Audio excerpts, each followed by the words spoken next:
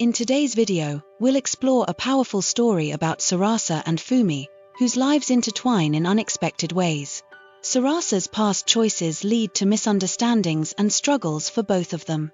Join me as we delve into their journey of love, regret, and the impact of unspoken truths. The story begins with 14-year-old Sarasa, who is sitting in a park reading something. Suddenly, it starts to rain, but she doesn't get up. Instead, she keeps sitting there. During this time, a 22-year-old boy approaches her and offers her shelter under his umbrella. Moments later, they walk away together, but as the rain stops and the clouds clear, the scene comes to a close. Fast forward 8 years, and the story picks up again. We see a young woman named Sarasa working in a busy cafe.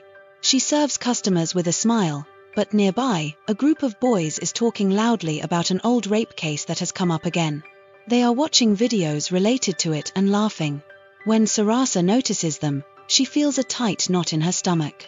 She steps outside for some fresh air, taking a deep breath to calm herself.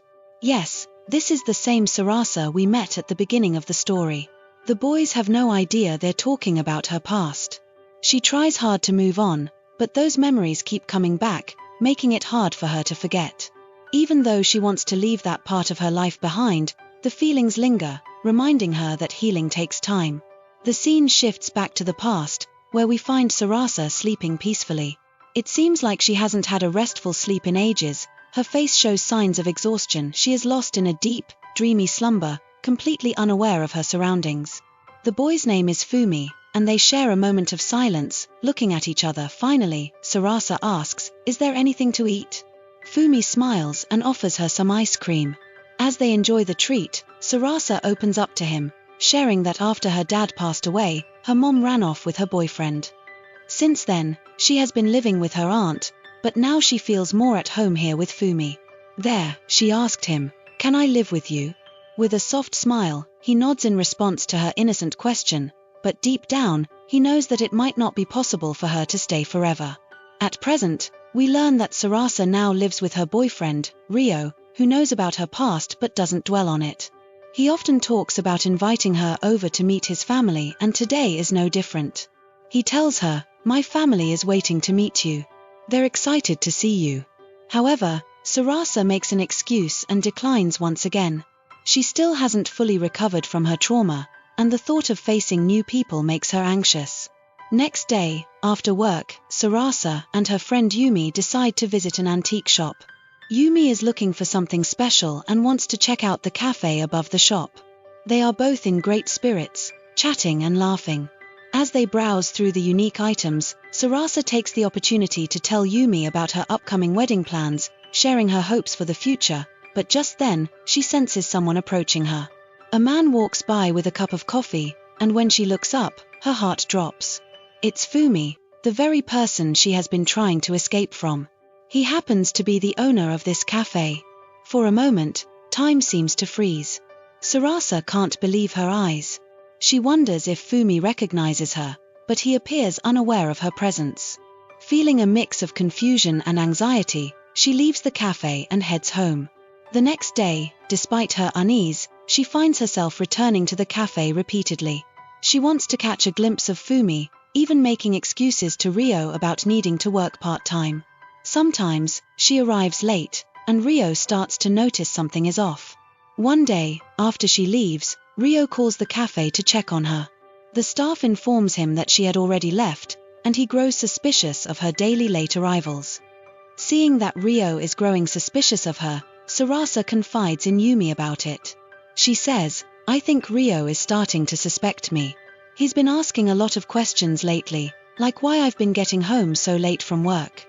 He keeps calling me, and he even checked with the shop to see if I had already left. I don't know what to do." Yumi, laughing, replies, "Oh, that's a good thing. It shows he really cares about you. You're lucky he's so concerned. He has a good job, money, and you should just marry him already." Yuna's words make Sarasa think. Could she really just move on and accept this new life? The situation leaves her feeling torn between her past and the future that awaits her. That night, Sarasa once again goes to the same cafe. While reading a book, she orders coffee, which Fumi brings to her.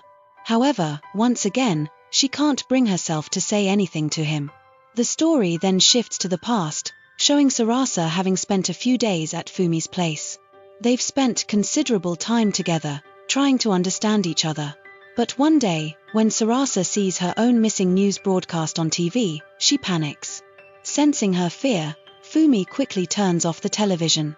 She tells him she doesn't want to go home, but adds, "I'm scared the police might find you." Fumi, however, responds calmly, "I'm not afraid of the police. I'm more afraid of the secrets I'm hiding. If the world finds out, everything will change." That night, Sarasa uncovers another shocking truth. She reveals a haunting truth to Fumi, how her aunt's 19-year-old son would force himself on her every day. That experience shook her to the core. Ever since then, even the slightest sound of a door creaking would send waves of fear through her, filling her with an overwhelming sense of dread. Listening to this, Fumi sits beside her, offering comfort as they quietly share ice cream. The next scene shifts back to the cafe, where we see Sarasa again. But something unusual happens. Rio shows up unexpectedly. Sarasa is visibly shocked, and her first question is, "Who gave you this address?" Rio replies that he found out she had been making excuses about a part-time job just to drink coffee here, so he decided to join her. But it's clear from Sarasa's expression that she isn't happy about his arrival. Seeing her reaction, Rio comments, "You've changed." Sarasa was feeling uneasy by Rio's presence. Even though she wanted to stay at the cafe and keep watching Fumi from a distance, she knew she had to leave. She couldn't let Rio find out about Fumi. Reluctantly, she stood up and said, "Let's go." Rio, not noticing her discomfort, paid the bill, and they left for home. After they leave, Fumi watches her go, an acknowledgement that he already knew Sarasa had been coming to the cafe. But he had chosen not to stir up old memories. Later, back at home, Rio tries to get closer to Sarasa, but for the first time, she pulls away and refuses. This unexpected reaction only deepens Rio's suspicions about Sarasa. Now, with Fumi back in her life, Rio has completely faded from her mind. Her thoughts are consumed by memories of her and Fumi, reliving those moments from the past that she had once tried to forget. Thinking about those memories, Sarasa recalls the day she first met Fumi in the rain. She recalls him asking, "Why aren't you going home?" and her simple reply, "I don't want to." Fumi had then asked if she wanted to come with him, and she had nodded. The next day, Sarasa stood outside Fumi's cafe the entire day but couldn't bring herself to step inside. As night fell and Fumi closed the cafe, he walked out with a girl by his side. This sight immediately sparked Sarasa's curiosity, making her wonder about their relationship. Out of curiosity, she followed them to Fumi's house but kept her distance, unable to confront him. When she was returning back, her mind flashed to the time when the police had taken Fumi away, despite her screams. They dragged him off, and she couldn't do anything to stop it. Later, when Sarasa returned home, she found Rio sitting on the floor, crying. His grandmother had fallen seriously ill, and they needed to leave for his village immediately. Without hesitation, Sarasa packed her things, and they left for the village. After spending time with Rio's parents, she developed a close bond with them. However, things took a turn when Sarasa learned that Rio's grandmother's dying wish was to see her grandson get married. Overwhelmed, Sarasa rushed to the bathroom, trying to compose herself. Just then, Rio's younger sister entered the bathroom and asked Sarasa a strange question, "Does my brother hit you too? He's hit all his other girlfriends." Sarasa was left speechless, with no idea how to respond. A few days later, back at Thea Place, one day some of Sarasa's friends showed her a shocking social media post. Someone had written about her old case and even shared Fumi's current address. Sarasa was horrified and didn't want her past to ruin his life again. Panicked, she rushed out of the house, but as she was leaving, Rio arrived. He stopped her and asked, "Are you going to Fumi's house? How does Rio know Fumi's name?" Hearing him, Sarasa froze in shock, realizing that he had somehow learned about her past and might be the one behind the post. Sarasa asks him, "Did you post that?" Rio doesn't answer, but his silence speaks volumes, and Sarasa realizes that he is the one responsible for everything. This leads to a heated argument between them, and for the first time, Rio reveals his true nature, showing the dark side he had hidden for years. He beats Sawa brutally, leaving her blooded, and then forces himself on her. But now, Sarasa refuses to endure it any longer. She strikes him on the head and escapes. In this worst moment, all Sarasa can think about is Fumi. Driven by the need for comfort and safety, she makes her way to his house, hoping to find him there. As she walks, memories flood back of the day the police came to arrest Fumi. After finding her, they were surprised to see that the kidnapped girl didn't want to go home. It was late, and Sarasa didn't have the courage to go to Fumi's house, so she huddled outside his house. Just then, Fumi approached her and asked, "Will you come to my house?" She smiled and nodded. Once inside, Fumi cleaned her wounds and offered her some water. At that moment, Sarasa started to cry and said, "I'm sorry. I couldn't tell the police that you didn't do anything to me that day, and I couldn't talk to them about my uncle's son. You've suffered a lot because of me, and I apologize for all of it." Fumi gently runs his hand over Sarasa's head and reassures her, saying, "You didn't do anything wrong. You were just a child, and you didn't understand at that time." While talking with Fumi, Sarasa loses track of time and ends up falling asleep right there. With nowhere else to go, she decides to rent a house close to Fumi's place so that she can stay near him. For her, it's the safest place. They start spending time together, but she knows there's someone else in Fumi's life. One day, Sarasa asks Fumi what happened after he went to jail. He explains that due to his good behavior, he was released early, but his family never believed in him. They kept him locked in a storage room. When he grew up, he decided to leave and move to the city, and he has been there ever since. Sarasa can feel the pain in his voice, so she apologizes to him again. The next day, Yumi meets Sarasa and reveals that she is now a single mother. Her husband has divorced her, and she is spending time with different people, hoping to find someone who will accept her and her daughter, Rika. Today, she is going on a trip with another guy and has entrusted Sarasa with Rika's care. Slowly, the little girl becomes close to Sarasa. One day, out of nowhere, Rio shows up outside Sarasa's building.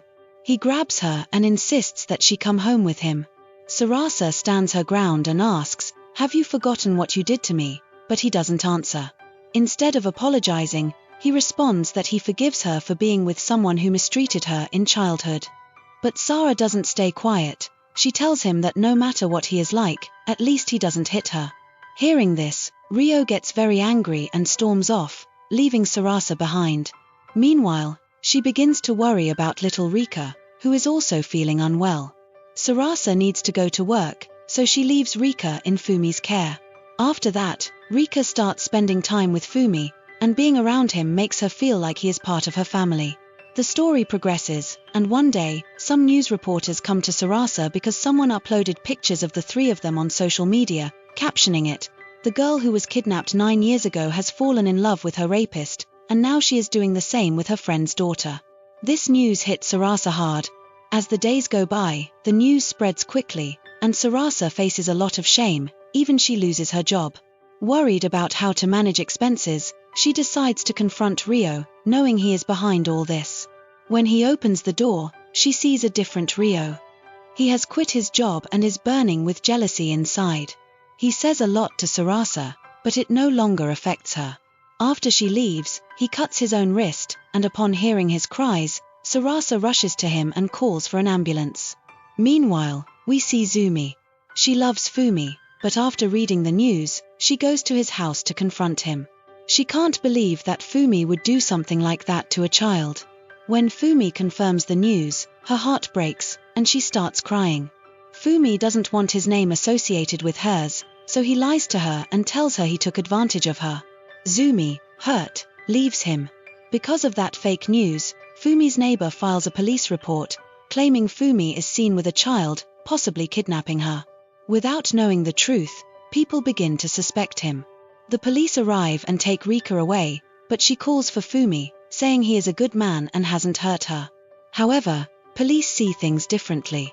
They separate Fumi and Rika, putting the same mark on him that he has spent his life trying to clear.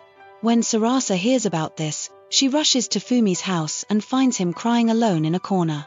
His tears won't stop, and Sarasa apologizes for everything that has happened since she came into his life. She feels responsible for the chaos that has returned to him. Just then, Fumi begins to remove his clothes, revealing the secrets he has hidden for years.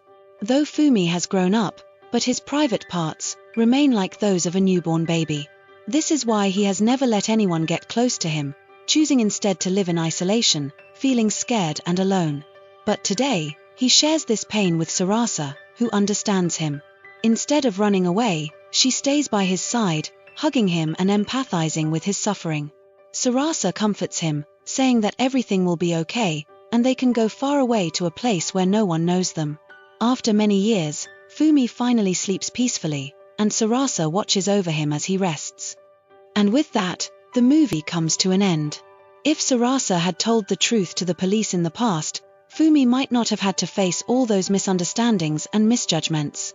This emphasizes the importance of speaking up and being honest, as it can change the course of someone's life. That's it for today. I'll see you in the next video.